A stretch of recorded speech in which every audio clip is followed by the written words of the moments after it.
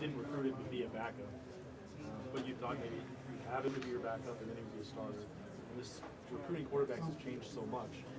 You almost need to, I don't know, be open and honest and recruit somebody to say, we want you to be the backup permanently, so that you can have somebody for 4 or 5 years. Is that even into Yeah, but I don't think I'd want anybody to be that way, though. I wouldn't want someone to come in to want to be a backup. I wouldn't want some of that in the program. I think you just got to be honest and do the best you can and build build an environment that they feel great in and that they want to be a part of. And sometimes it's more than just playing time, too. And I think Matthew would tell you that it was more than just playing time. There was a lot at play there, and there always is. And so we do the best we can and try to figure out who the best fit for us is. And but the quarterback is one that nobody felt it more than we did this past year. And so we'll keep trying to solve the issue there and try to bring in the best guys that we think fit who we are, and adapt when it doesn't work. In a 2-year span, you went from coaching one room of quarterbacks in the NFL to a totally different room of quarterbacks in the NFL in a 2-year span. What did you learn from that experience that might pay dividends this year with the way you deal with these guys who weren't here a year ago? Just that I think you can build those relationships in a short period of time if you have the right group of guys and understand that it can't be a selfish group, that they have to be the strength of the team, and that as a unit they can be the best in the conference, and understand that they have to do that, because quarterbacks, they're pretty selfish just in terms of their innate way they are. And so I think if you can get those guys to drop that a little bit, understand that this is us together as a group. Doesn't matter, we can't go anywhere, guys. We're in this thing together. We got to pull for each other, and then if they support each other, it gives you the best chance. But those are guys that were looking for a new start. Yep. A chance to be the guy. How hard is it, you think, to deal with that? You just got to do the best you can to communicate and tell them where they are at all times. Again, when there's a breakdown in communication, that's when feelings get hurt, and so we got to be clear. Part of this job, maybe a big personal thing, is putting out fires. Yeah. So far, you've kind of avoided distraction, controversy. How much going through what happened last year helped you kind of, project how to handle something like that when it comes? If that makes sense. Yeah, well, I think that when you're dealing with so many people in such a high-profile situation, there's going to be things that come up, and having the ability to withstand the storm when it comes, because that is going to happen, like you said. There'll be fires along the way, and just trying to be as strong as you can and work through them, and trusting the guys that are around you, because they are going to come, and I understand that, and so, but that's kind of. I think when I think back on when Chip sent me that text about you were built for this, that's kind of been my life. I've gone through some of those type of things and being steady, because when adversity hits, you kind of find out where people are, and that's why you got to surround yourself with great staff and great coaches that you trust, that when things maybe don't go well, they're going to have your back in the end. So, but I think that's going to be a huge part of my tenure here. It's not a huge distraction, but did you see what Jim Harbaugh said about Urban Meyer? I didn't. Are you aware of that? No. Earlier you talked about the depth at linebacker. Where does Dallas Gant fit into that depth, and what does he need to do to go from a special teams guy to more of a defensive guy? I think, Dallas did a really good job for us last year on the scout team. He showed he has ability, and he has a good way of, diagnosing plays and seeing things. But for him, he's got to learn to play the game at a high level, and that he's making the step from high school to scout team, and now he's got to go put it on the field. Now he's got a good group around him, and I think he has the ability to do it. It's just getting the experience and getting on the field to do it. But I think he's going to have a great career at Ohio State. You knew about Justin just about from recruiting him and all that. What have you learned about him at the time that you couldn't possibly have known? He's intelligent. He's so talented that he's got away with a lot of things, just in terms of he's just so talented.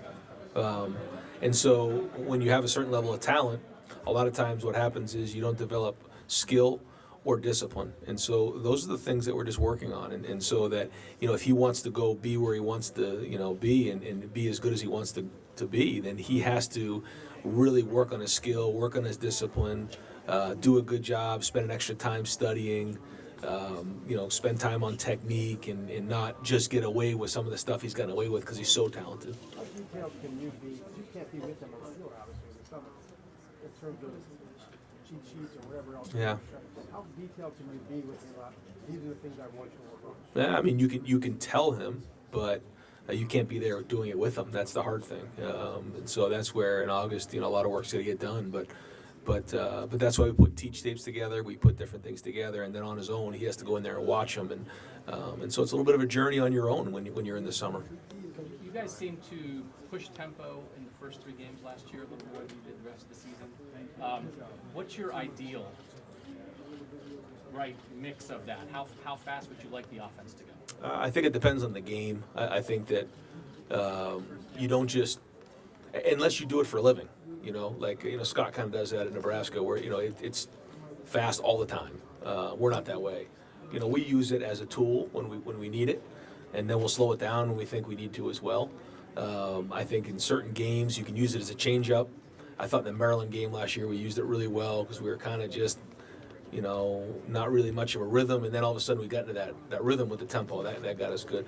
Then there's other games where you want to go fast, you go 3 and out, the defense is struggling, you better slow down a little bit. So I think the thing for us is having the ability to go fast when we want to and when it makes sense for us, but then also having the ability, let's say you're up a couple scores in the third quarter, let's slow this thing down a little bit, let's shorten the game, let's get out of here. And I'm going to preface this again by saying this might make no sense. You made hard decisions, as you said, with the staff, right? You made some hard decisions, maybe as a quarterback. You've had to do some of that things. But you seem like a nice guy, right? Right. But, yeah. So, when you guys have a rough practice this year, or if you're not playing well in the game, to get on the team, to motivate them, to jump on them, to be the bad guy, to maybe, how are you going to handle that? You haven't been a full-time head coach before. Is that something that you wonder about yourself, or are there things in your career that we haven't seen where you have no doubt that, if I need to be the bad guy, I can be the bad guy? Yeah, I mean, that's just part of coaching, and, I think that there's a lot of coaches over the years that I grew up with who that was kind of the way they were every day. And I don't think that, in my opinion, my philosophy is the way you are on a day-to-day basis. Now, when it comes time, you have to pull that club out of the bag. You're going to need it. And I think if you asked the guys on offense and JT and Dwayne and those guys, they'd tell you that it can get a little rough at times. But that's part of the deal. And, you have to fail in order to improve. Now, if you've been told to do something and you just don't do it, now we have a problem. But I want these guys to play free. I want them to play without anything in the back of their mind telling them, if they have any anxiety. I mean, they got to go. That's what this game. It's a game. You've got to go and you got to play with confidence. Now, if something's wrong or something doesn't go right or they make a mistake, then that's part of the game. Now, if guys are doing something that they've been told not to do and they're being defiant or something like, or they're being lazy, now we have an issue. If it's an effort issue, now there's going to be a closed door meeting. But mistakes are going to happen. As long as these guys are playing fast and play with a lot of energy and running around making plays, then I'm good. Did you find that voice in preseason in the first 3 games last year, though, that head coaching voice like you're talking about? And how hard was that to put back into the bag? That was an interesting, very, very unique because it wasn't anything to prepare for. It was like you were there, and then who do you be? Are you the head coach, or are you the guy that's holding place, or how? That was a daily grind, trying to figure out the right way to make that work.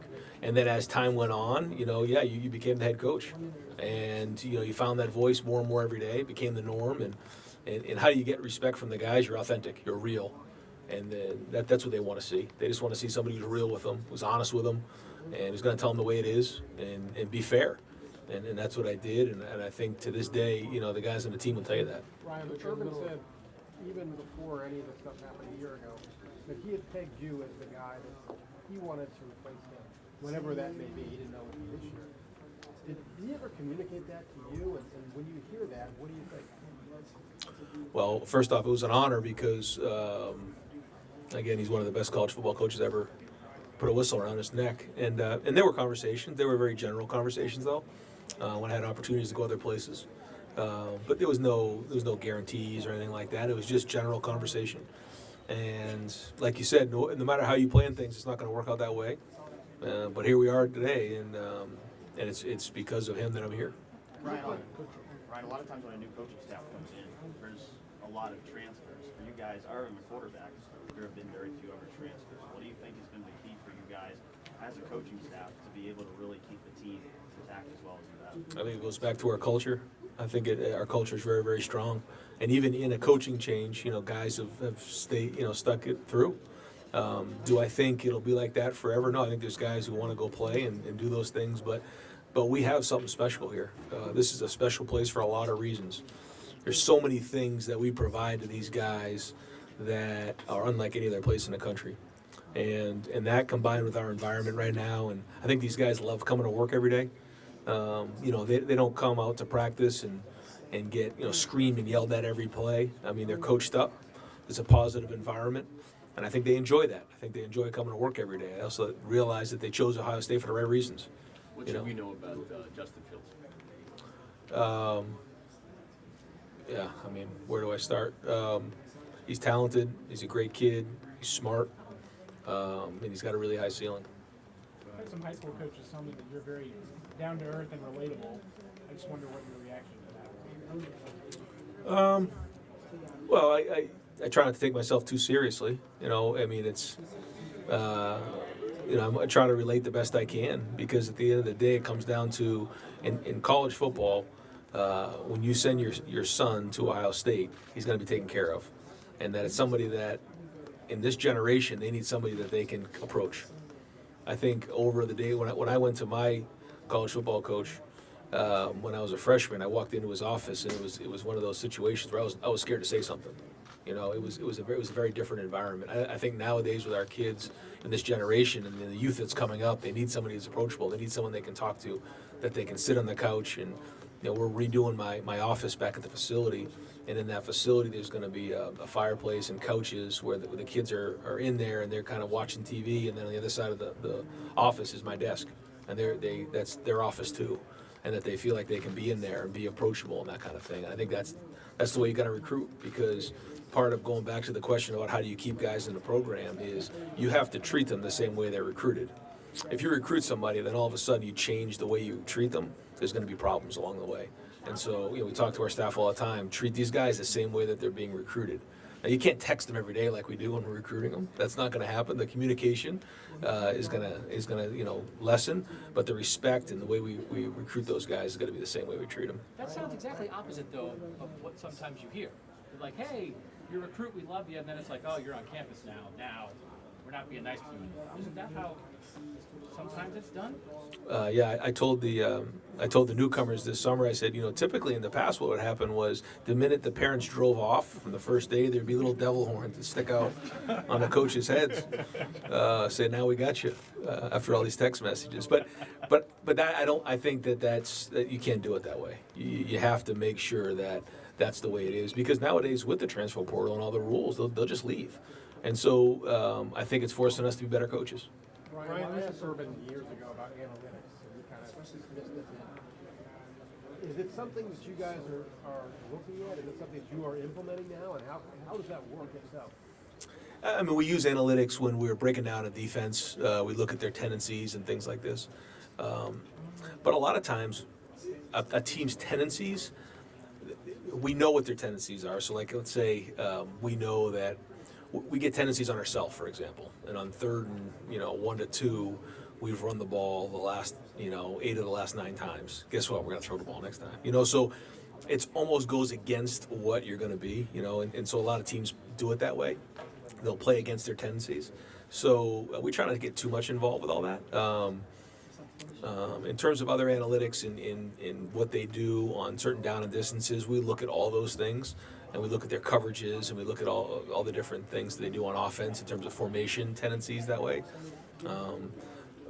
In the world of going forward on 4th down, going forward on 3rd down, we looked at all those things, and I don't think field goals are as automatic as they are in the NFL either, and a little bit more high of a scoring game.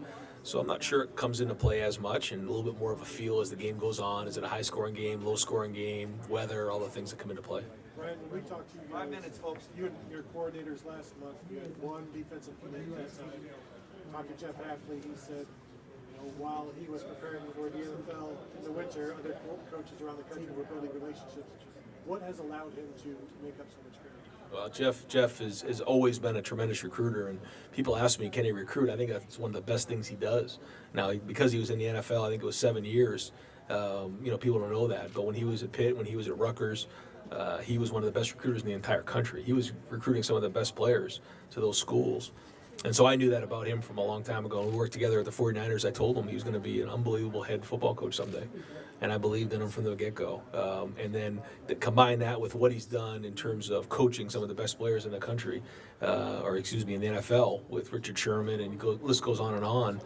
I think the guys in the secondary who are being recruited by him just recognize the fact that he can make them a lot better. He's a likable guy. He's creating a great environment. He's coaching both the safeties, the nickels, and the corners, along with Matt Barnes. And I think he really hasn't had the luxury of a full recruiting cycle. I think the 21 class will allow him to do that. And so, but he's going after the best guys in the country, and he's evaluated them, and he's recruiting them. Brian, what do you expect to miss most about being an assistant? Probably just being able to go home and, relax a little bit and know that, you coach, a few guys and you have to recruit a few guys, and that's kind of at the end of the day, that's what you got. Now there's a lot more that goes with it and a lot more consequences. They play the what if game a little bit more. But other than that, I'm embracing it. The what if game, is that something you leave that up to the head coach before, where you're like, I would like this player, and then it's up to the head coach to be like, yeah, but what if? Is that so now that's your job? That's my job now. Yeah. You talk about how much you prepare for Michigan. What does the Michigan game mean to you personally? It's we live it every day. So, being part of that rivalry, growing up and seeing it, it was one of those things that seemed bigger than life. And now having played it for 2 games, and being 2-0 is unbelievable. And we know we're going to be in it again next year, and it's going to be hard and all those things. So, nothing but respect for the rivalry. Brian, why was it so important for you to start your charity this summer, as opposed to letting the transition happen to head coach and then getting it off the ground? Why was it so important for you to just take the time off to get that thing rolling? A couple of reasons. One, I wanted people in Columbus to know that I'm in here for the long haul, and that this city has embraced my family and I, and we love it. We love being in Columbus. We are all in, and we want to make a difference in the community, in an issue that's our second leading killer of adolescents and teenagers in the area and throughout the country. The second thing is that it kind of all worked together with the On Our Sleeves program. It was something that my wife and I both saw advertisements for locally. And so we asked the questions and found out what it was, and it just made so much sense that they're building a hospital next spring in Columbus, the first of its kind, and we wanted to be a part of it right from the jump. So the combination of those two things made it work. Brian, real quick, last question. Jordan Fuller, obviously set out the spring. What have you seen about him? Is he back to 100%? Number 2, what kind of competition cauldron is he walking into when preseason camp starts, from what you saw in the spring? Yeah, Jordan's doing well. We're trying not to comment too much on injuries moving forward for a lot of reasons, but Jordan's doing good. Yeah, he's back and he's rolling. He's was a leading tackler last year. Captain last year. A lot of production. So he's a leader for us on defense, and he's one of those guys who's an old soul. Guys respect. He creates a certain standard in terms of academics, living right off the field. I think the guys respect that about him. Makes the right calls. He's intelligent and he's productive. So he's a guy that we're expecting, to have big things from. And I keep saying that the veteran guys have to play veteran. He's one of those guys.